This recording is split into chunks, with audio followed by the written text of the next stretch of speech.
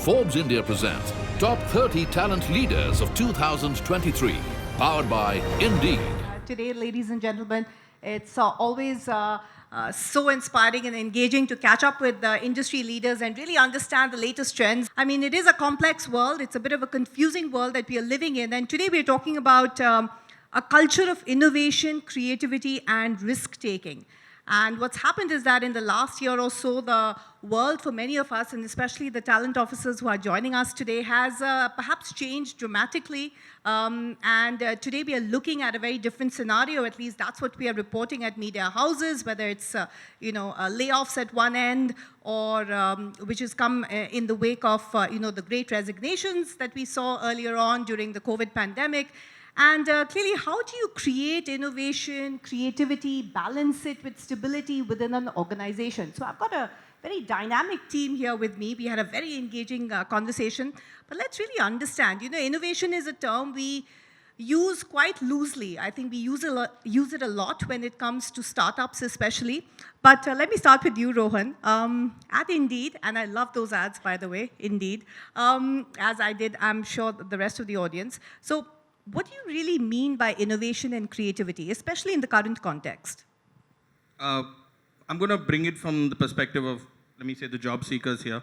At Indeed, we're always talking to them. We're trying to understand what that means to them. So rather than answer it from my perspective, where innovation and creativity means different things, from a job seeker's perspective, there are different spectrum of them as well, job seekers. There are some who are looking for high demanding jobs, which require a lot of innovation, creativity. There are other folks who are actually not looking for, they are looking just for a paycheck. Creativity and innovation from a job seeker's perspective is almost like flexibility. What can they do? What are they allowed to do at the workforce? Maybe not everyone is building the next big thing, but they might be allowed to do the work a little differently. I think we spoke about this in the meeting room, the briefing room, where we spoke about the fact that psychological safety is what they are essentially looking for, the ability to fail, the ability to make mistakes. And I think the professor said it really well, making those mistakes is all about creativity and innovation, being allowed to make those mistakes. So job seekers are looking for a place where they can be comfortable, where they can make mistake, and as a consequence, be creative and innovative. Okay, Professor, since your name has come up, I have to come to you here because, the question now is, okay, the room to make mistakes, and, it was felt quite recently that especially a lot of the millennials were being spoiled rotten, if you ask me, and, were given all these opportunities to fail and make mistakes. Today, it's a very different environment, especially for some of the listed entities or those who are, have parents as listed entities. How do you sort of define it, put it into perspective? We heard the perspective from a job seeker, but from a company's perspective in today's environment. Okay, I'm sometimes reminded of the Nobel Physics laureate, Murray Gell-Mann. In a talk, he said that imagine how hard physics would be if particles could think. We are in the business of particles who can think, and that's what makes it's so difficult. And like everything else in life, it's a balancing act. I have a very simple definition of what is innovation. Anything which is new and which is useful is innovation. All right. And I think innovation is also a spectrum. You got at one end of the spectrum the glamorous end, which is all about disruption.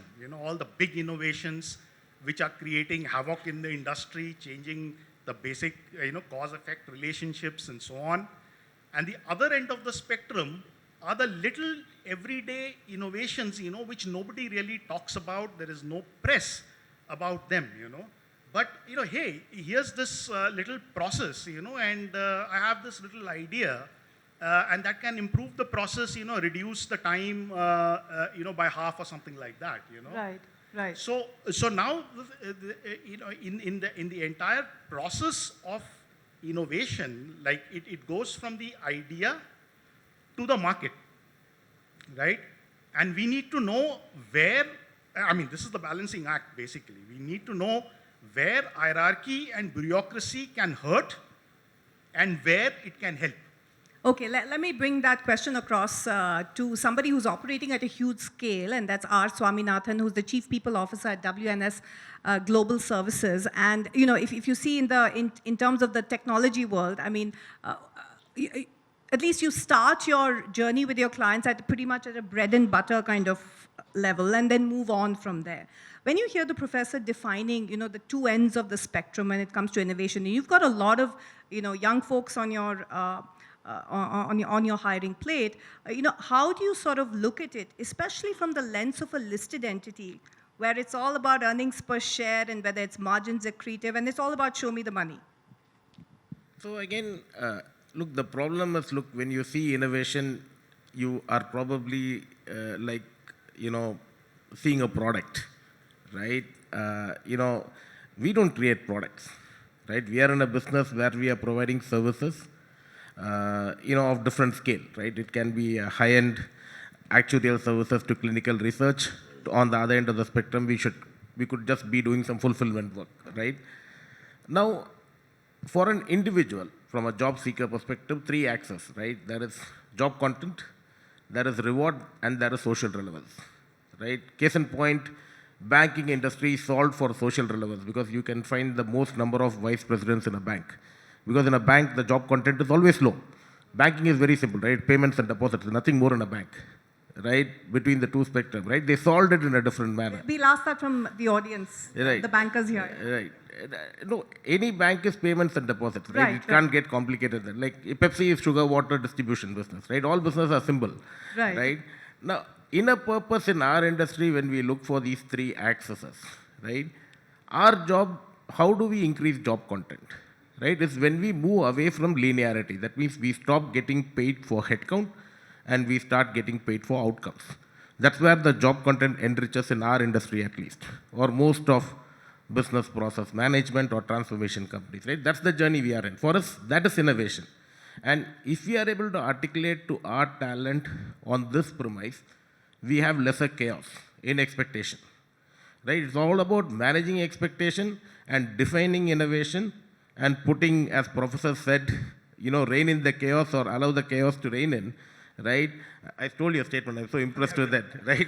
I copyrighted that. Yeah. No, I'll always use your name when I use that, right? So for us, that is basically how we define innovation so that people are still excited because authenticity should be there. The biggest dissonance in innovation is authenticity, right? And once it is authentic, it solves, it's my basic premise. Right, and some great points there. And yeah, Professor, we are expecting some more nuggets from you in terms of statements we can look at. But, you know, great line there that, you know, rein in the chaos or allow the chaos to reign. And let me come to you. We've got, of course, with us the Chief People Officer of Flipkart. That's Krishna Raghavan. And Krishna, you know, Flipkart again has gone through its own journey. You began as a startup where, you know, innovation had a very different definition to where you are today. And as the Chief People Officer, you know, how has that sort of graph changed for you in today's day and age? Yeah, so I think, first of all, when we started, I think as all startups would, you know, talk about, I think innovation was pretty much the way of life in terms of how we think about products, how do we think about disrupting commerce in the country itself, right? Examples of building our own supply chain, where there wasn't any reliable supply chain in the country. That required a very, very innovative mindset. And I think at every phase of our growth, we've kind of gone back to how do we rethink paradigms.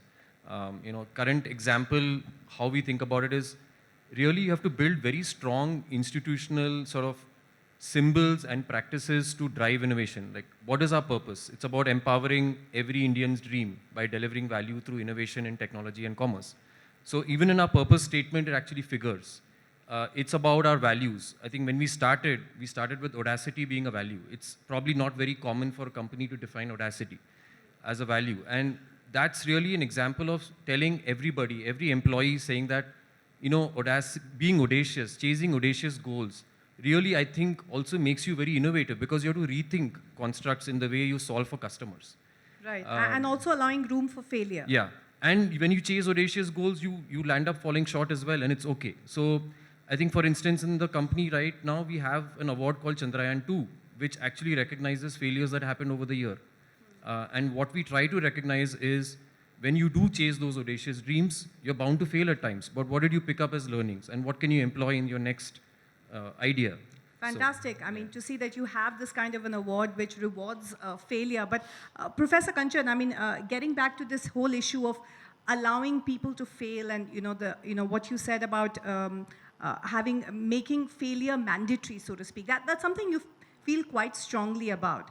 But in terms of the nuts and bolts of companies, do you think that's changing a little bit about how companies are sort of defining failure, or perhaps giving employees the room to fail, and just bringing up that point of the psychology of safety, really? Has that changed? Well, I've been in academia for long enough to have less clue about what's going on in the industry so much. You were working with a startup in the US, right? Yeah, not a startup. I was with the Capital One Finance, and Capital One Finance is a well-known innovator in the financial services space. And we used to think of innovation as an attitude. So does the attitude of innovation exist in the organization is the big question. And how do you create that? Yeah, so I think you create that by having the right people. So you get in the right people, but you ground these excellent people in the imperatives of the organization, and then give them a free hand, a broad field to work on. For example, in Capital One, in IIM Bangalore, our performance appraisal cycle is 3 years now, for tenure track faculty. When innovation in a particular field cannot happen, it depends on the context, but if it cannot happen in a year, then why go with a fixed mindset? In academia, if you want to publish in a good journal, it takes about 3 years. So that's what we have. So you get appraised every 3 years. Okay, I think that's fantastic, and I think we wish we had that kind of runaway, that you have 3 years to sort of come up, make your mistakes, and then be judged on that. Yes. But Swami, I mean, the reality is one doesn't have that kind of runway, right? And the question comes is, should a company strive to make everybody an innovator? In that sense, does innovation lie within every employee, for instance, that you have? And how do you create that kind of ecosystem? Straightforward, you cannot do that, right?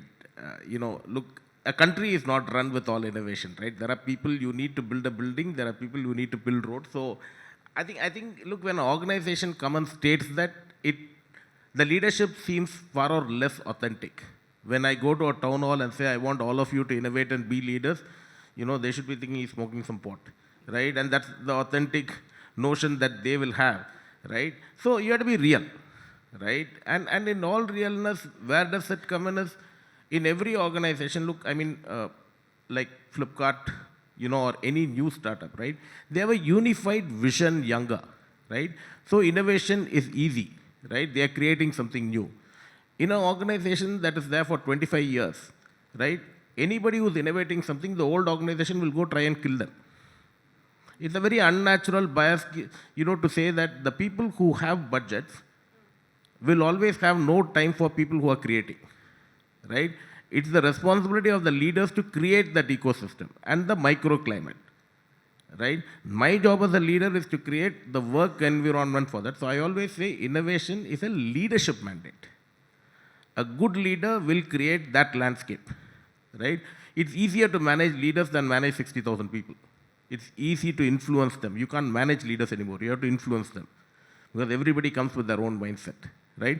So I simply will state as innovation is directly proportional to the leaders, and you can have a command and control leader, and he can have somebody who's very innovative, who knows how to manage the command and control leader, but will nurture innovation. right? And as an organization, you need to allow these microclimates to fester rather than getting complicated. What is my universal organization culture? Because that's again a fact. Every organization has microclimates, microcultures, right?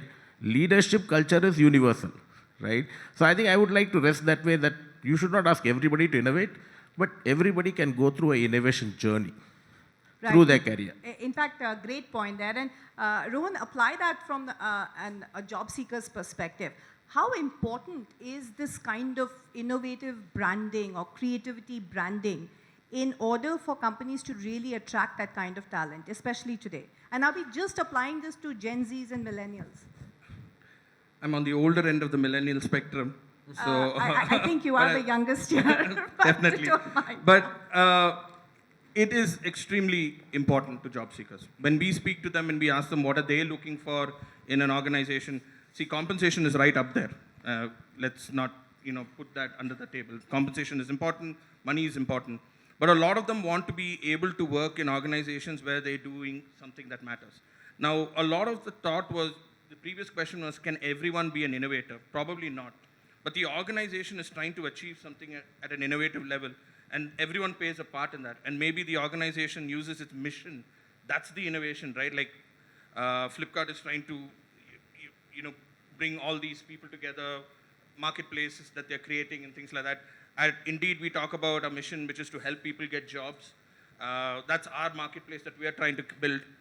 So is everybody in our organization working towards, innovating towards that? Maybe not that exact mission, but that's what they're doing. And that's what job seekers are looking for at the end, right? They don't want to just come, do a 9 to 5 and move. And when you come to Gen Zs, millennials, I'm not including myself in that. Yes, it's true. Most of them would like to do something that matters. And if we are not able to communicate that and tell them that we have this space, you can come. This is what we are trying to achieve.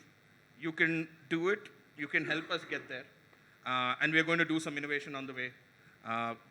They're more likely to come and say, yes, I would like to work for you. So, Krishna, respond to that. And especially with everybody, I mean, today it's all about, customer experience and how employee experience connects to customer experience. Hence, how do you ensure, for instance, you spoke about institutionalizing the setups to ensure that they have access to innovation. How do you sort of institutionalize, and how did you do that to create those kind of microclimates which all work together to produce this kind of unified result? Yeah, it's a great question. So I think, first of all, there's a lot of innovation that happens bottoms up. I think it's often misconstrued that, like leaders drive innovation. Yes, they create climates and conducive climates to speak for innovation.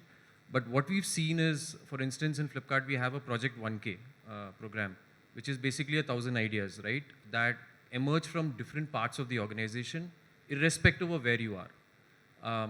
And what we've tried to do is create a process where those ideas get recognized and get funneled through the product lifecycle to actually emerge out and actually get productized for customers. I think that's the combination that we've employed, right? And similarly, we kind of have a patent program. So I think in India, we don't spend enough time on creating patents across the various companies that exist. Yeah. So how do you actually institutionalize patents? Because I think part of the problem is discovery. How do you even patent something? It starts there. So once we got somebody in to actually champion this from a leadership standpoint, we saw many patents get filed, both in India and in the US, right? So I think that's how you create that sort of a culture, a combination of institutionalized practices that allow for innovation to flourish, and then really have very diverse teams. Because I also believe that we talk about inclusion and diversity a lot in the workplace, but really innovation can only thrive when you have people who come from diverse backgrounds and they feel included. I think earlier Indeed flashed something called belonging. How does belonging flourish in an organization? Is when you allow diverse voices and sometimes very contrarian voices to actually emerge and get heard as well. So I think those are a combination of factors, like you institutionalize certain things and then you drive it through a combination of policies, practices and systems. So Professor Kanchan, tell me, is it a very Indian thing? I mean, you've worked abroad, you're now teaching here in India. I mean, Indian companies, especially the brick and mortar, the older generation, as opposed to say a digital native like a Flipkart, is there a sort of cultural block? I mean, we are more a sort of command and control leadership, and that still exists, no matter how much of technology and how much of headline innovation we're talking about. Yeah, absolutely. I mean, as my friend was talking about, microcultures. So these microcultures are important because there is a place in the organization where you can obsess about budgets and timelines. But there are other places in the organization, if you want to create an innovative organization, where you can't do that. If you obsess about budgets and timelines in certain places, you can say goodbye to innovation. So that is the balance that you're talking about. In Indian philosophy, you have this whole idea of Brahma, Vishnu, and Shiva. The creator, the maintainer, so to say, and the destroyer. So I think to create an innovative organization, you need a perfect balance of the three. You need to nurture ideas. That's the Brahma Shakti. And then you've got to have the status quo also. That's very important. You've got to have your systems in place, right? And then you have the Shiva, equally important. It's so hard to let go, because innovation is also a very deeply emotional journey. You get attached to your ideas, even if they fail. That's the biggest thing, if you get so in love with your ideas that even if they fail, you just can't let go. So the Shiv Shakti is also extremely important in the entire It's like process. the director of a bad film. He just can't see what a terrible product he's made, right? Okay. Yeah. So I think, so all these, so one needs to sort of create all these three Shaktis in an organization in equal proportion. Basically. But let's come down to ground reality. And Swami, you will be facing it every quarter, right? I mean, shareholders are a punishing lot. And while these are very important, and some might even call them esoteric aspects, but at the same time, how do you sort of balance the two? And especially a company like yours, which has got its roots in India, but ultimately you are judged, across overseas. I think the intent paves the way. Like typically, look, even though we are US listed, most of our peers are mostly US listed. What was that cultural mind shift change, for instance? We're talking about, ground up as well as top leadership. So look, process innovation always happens, right? Leadership innovation mindset always exists, right? Look, at the end of the day, you have to get paid from your customers, you have to pay payroll, right? You have to show growth, which you guide to the street. Not overgrow, not undergrow, but precisely to your target, right? But within that remit, are there scopes for us to do, the destroyer stuff as Professor just articulated? Yes, there is, right? There is enough room, right? But will we be like, what is innovation, right? I'm just again, you have to create something new. Somebody should at the end buy it from you, right? Otherwise, it becomes one product that we create where nobody buys, right? And we do a lot of pet projects. Every company will have at least 100 pet projects, which is on different paradigm, right? You have to foster that. So in our organization, we have what we call as exploit and what we have as explore, right? Exploit is, we'll run it to the best possible fashion. We will be masters in that craft. We will deliver every penny to a customer, what our customer has paid for that service, and we'll ensure we are profitable, right? What is explore is, these are things that are important but not urgent, right? How does finance is going to transform to the future CFO? A bunch of 10 people in a Bangalore lab, they are working on something very geeky, very nice. We go, we get impressed. But is that budget getting a little smaller? No. We look, in any organization for us, we have a specific budget basis your right to earn. Right? It's like a product mix strategy. There is a cash cow. We will take the money from the cash cow and invest in future. Like any startups, 10 ideas, one come. The law of success is better when we acquire. Look, for a company like us, we probably will acquire innovation. We have capital, we'll deploy capital to buy innovation, right? And that will increase. Krishna, react to that. It's a very different approach from what you were saying. Actually, it's a combination of strategies that you employ, yes. Right? So I'll give you examples. For instance, when we talk about like visual commerce or video commerce in general, which is upcoming wave, we had to go look at technologies that are out there, and particularly startups that have solved that problem. Because there's also at times, as Professor and others have talked, it's about a time to market and a product market fit as well, that you're actually trying to reach. And at times the time is of essence, right? Like you need to get to that point fairly quickly. So in those cases where you see the path to getting to product market fit much longer than what you would probably get by acquiring a startup, then you choose that. So it's very contextual, Paramita, in terms of how you think about acquisition of innovation versus creating innovation in-house. Rohan, let me bring you in here, and this whole thing of Chat GPT. The other day I was doing a show and I actually just put in the topic and Chat GPT had the entire content. I didn't even have to do any research, and I said, "Wow, this is done. Show is absolutely done." So tell me something, Rohan. The role of technology, and Hari mentioned it a little bit about whether it's going to be automation that will take jobs away, or it'll actually be an enabler, including for innovation as well. How do you you view it, especially from Indeed's perspective? I mean, you've been tracking sort of the curve and how it's moving with the employment market as well. So the technology that Indeed builds is primarily for recruitment teams to use and deploy.